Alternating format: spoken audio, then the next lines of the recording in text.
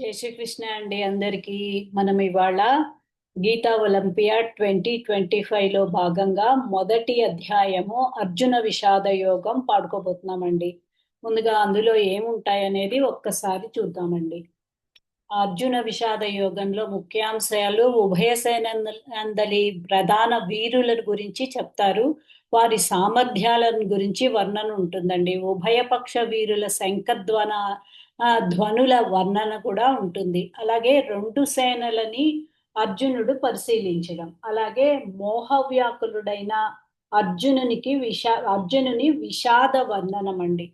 So ఇవన్నీ మనం ఈ అధ్యాయంలో నేర్చుకోబోతున్నాం. ముందుగా శ్లోకాలు పాడేసుకుందాం. ఓం శ్రీ పరమాత్మనే నమః. శ్రీమద్భగవద్గీత అథ ప్రథమోऽధ్యాయः. ధృతరాష్ట్ర ఉవాచ ధర్మక్షేత్రే కురుక్షేత్రే సమవేతాయుయుత్సవః మామకాః పాండవాశ్చైవ కిమకుర్వత సంజయ. సంజయ ఉవాచ దృష్ట్వా తు పాండవానీకౌ వ్యూఢన్ దుర్యోధనస్తథా ఆచార్యముపసంగమ్య రాజా వచనమబ్రవీత్. పశ్యైతాం పాండుపుత్రాణం ఆచార్యమహతిం చ మూం వ్యూఢాన్ ద్రుపదపుత్రేణ తవ శిష్యేణ ధీమతా. అత్ర శూరా మహేశ్వాసా భీమార్జున సమాయుధి. యుయుధానో విరాటశ్చ ద్రుపదశ్చ మహారథః. धृष्टकेतुश्चेकितानः काशीराजश्च वीर्यवान्. पुरुजित् कुन्तिभोजश्च शैब्यश्च नरपुङ्गवः. युधामन्युश्च विक्रान्त उत्तमौजाश्च वीर्यवान्. सौभद्रो द्रौपदेयाश्च सर्व एव महारथाः. अस्माकं तु विशिष्टाये तान् निबोध द्विजोत्तमा. नायका मम सैन्यस्य संजयार्थन्तान् ब्रवीमि ते. भवान् भीष्मश्च कर्णश्च कृपश्च समितिञ्जयः. अश्वत्थामा विकर्णश्च सौमदत्तिस्तथैव च अन्ये च बहवः शूरा मदर्थे त्यक्तजीविताः. नानाशस्त्रप्रहरणाः सर्वे युद्धविशारदाः.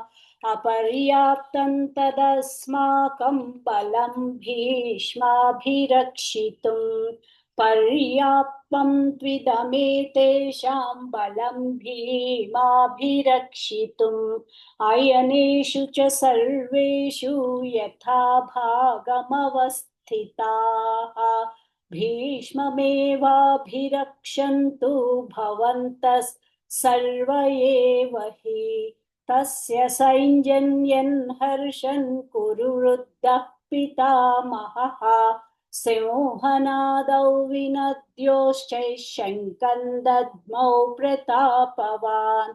ततः शङ्काश्च भैर्यश्च पणवानकगोमुखाः सहसैवाभ्यहन्यन्त. सशब्दस्तु मुलोऽभवत्. ततः श्वेतैर्हयैर्युक्ते महति स्यन्दने स्थितौ माधवः पाण्डवाश्चैव दिव्यौ शङ्खौ प्रदद्मतुः. पाञ्चजन्यं हृषीकेशो देवदत्तं धनञ्जया. पौण्ड्रं दद्मौ महाशङ्खं भीमकर्मावृकोदरः. अनन्तविजयं राजा कुन्तीपुत्रो युधिष्ठिरः. नकुलः सहदेवश्च सुघोषमणिपुष्पकौ. काश्यश्च परमेश्वासः शिखण्डी च महारथः.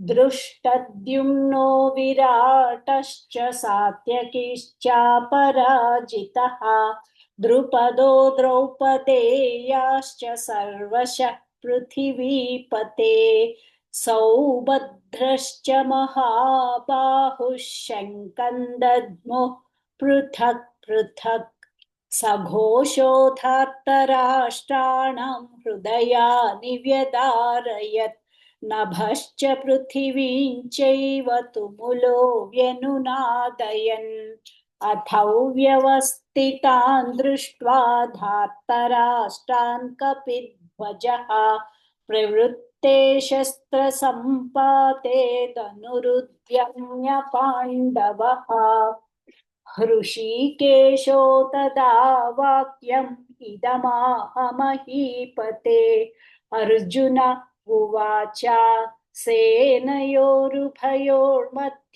रथं स्थापयमेच्युत यावदेतानिरीक्षेऽहं योद्धुकामानवस्थितान् कैर्मया सह योद्धव्यम् अस्मिन् रणसमुद्यमे योत्स्यमानानवेक्षेऽहं एतेऽत्र समागताः धार्तराष्ट्रस्य दुर्बुद्धे युद्धे प्रियचिकीर्षुवः सञ्जय उवाच एवमुक्तो हृषीकेशो गुडाकेशेन भारत सेनयोरुभयोर्मध्ये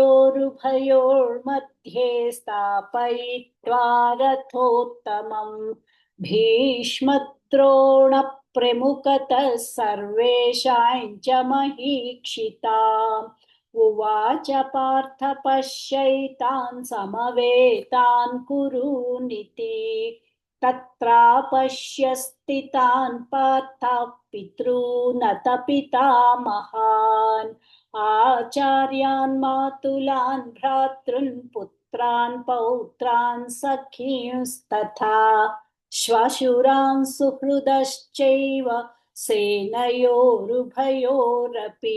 तान् समीक्ष्यस्य कौन्तेयः सर्वान् बन्धूनवस्थितान् कृपया परयाविष्टो विषीदन्निदमब्रवीत् अर्जुन उवाच दृष्ट्वेयं स्वजनं कृष्णायुयुत्सुं समुपस्थितं सीदन्ति मम गात्राणि मुखं च परिशुष्यति वेपतुश्च शरीरे मे रोमहर्षश्च जायते गाण्डीवं स्रंसते हस्तात् त्वक्चैव परिदह्यते न च शक्नोम्यवस्थातुं भ्रमतीव च मे मनः निमित्तानि च पश्यामि विपरीतानि केशव न च श्रेयोनुपश्यामि हत्वा स्वजनमाहवे न काङ्क्षे विजयं कृष्णा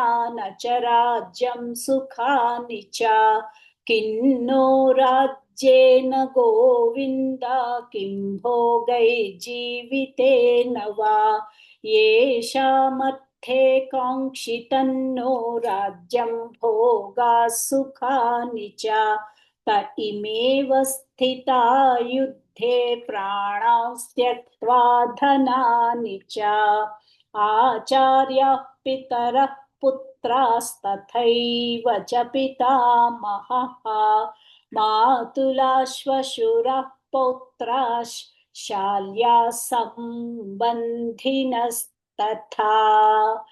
एतान्न हन्तुमिच्छामि घ्नतोऽपि मधुसूदन अपि त्रैलोक्यराज्यस्य हेतो किन्नु मही कृते निहत्य धार्तराष्ट्रान् का प्रीतिः स्यात् जनार्दन पापमेवाश्रयेदस्मान् हत्वैतान् ततायिनः तस्मानर्ह वयं हन्तुं धार्तराष्ट्रान् स्वबान्धवान् स्वजनं हि कथं हत्वा सुखिनः स्याम माधव यद्यप्येतेन पश्यन्ति लोभोपहत चेतसः कुलक्षये कृतं दोषं पितृद्रोहं च पातकम् कथन्न ज्ञेयमस्माभिः पापादस्मान्निवर्तितुम् कुलक्षयकृतं दोषं प्रपश्यद्भिर्जनार्दना कुलक्षये प्रणश्यन्ति कुलधर्मा सनातनाः धर्मे नष्टे कुलं कृत्स्नम् अधर्मोऽभिभवत्युता अधर्माभिभवात् कृष्णा प्रद्युषन्ति कुलस्त्रियः स्त्रीषु दुष्टासु वार्ष्णेय जायते वर्णसङ्करः सङ्करो नरकायैव कुलघ्नानां कुलस्य च पतन्ति पितरो हेषाल्लुप्तपिण्डोदकक्रियाः दोषैरेतः कुलज्ञानां वर्णसङ्करकारकैः उत्स्याद्यन्ते जातिधर्मा कुलधर्माश्च शाश्वताः उत्सन्नकुलधर्माणां मनुष्याणां जनार्दना नरके नियतौ वासो भवतीत्यनुशुश्रुमा अहो बत महत्पापं कर्तुं व्यवसिता वयं यद्राज्यसुखलोभेन हन्तुं स्वजनमुद्यता यदि मामप्रतीकारम्